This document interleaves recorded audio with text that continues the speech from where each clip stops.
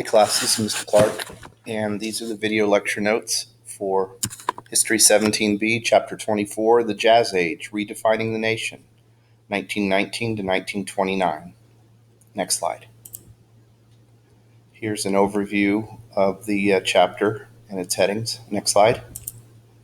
First heading is entitled Prosperity and the Popular Entertainment.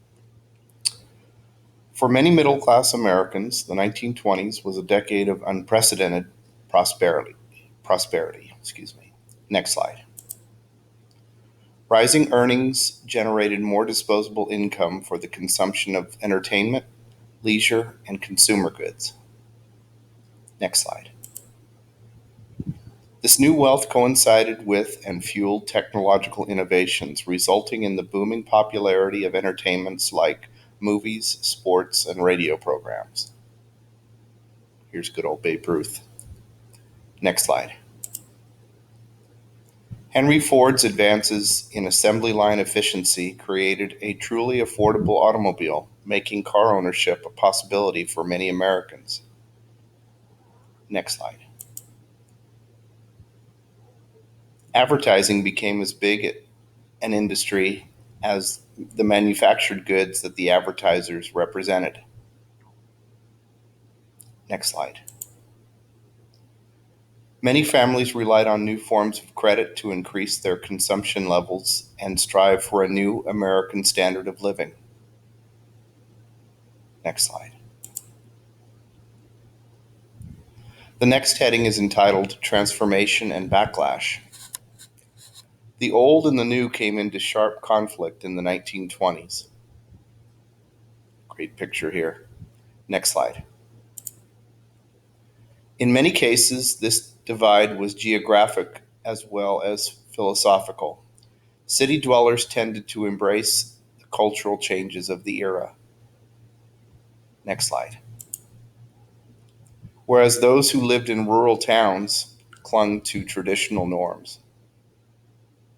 Next slide. The Sacco and Vanzetti trial in Massachusetts, as well as the Scopes trial in Tennessee, revealed many Americans' fears. Next slide. These trials highlighted issues such as fear of immigrants, fear of radical politics, and the impact of new scientific theories on traditional religious views. The Scopes trial, for example, dealt with the teaching of evolution in public schools. Evolution was an idea that ran counter to Christian religious beliefs. Next slide. Some reacted more zealously than others, leading to the inception of nativist and fundamentalist philosophies. Next slide. The next heading is entitled A New Generation. This period also witnessed the rise of terror groups such as the rebirth of the Ku Klux Klan. As we learned earlier in class, the Klan was first formed shortly after the Civil War, and it got a new push, I guess you could say, in the 1920s, a revival and so forth. Next slide. Different groups reacted to the upheavals of the 1920s in different ways. Next slide. Some people, especially young urbanites, embraced the new amusements and social venues of the decade. Next slide. Women found new opportunities for professional and political advancement, as well as new models of sexual liberation. Next slide. However, the women's rights movement began to wane with the passage of the 19th Amendment, which, of course, granted women the right to vote in federal elections. Next slide. For Black artists of the Harlem Renaissance, the decade was marked less by leisure and consumption than by creativity and purpose. Next slide.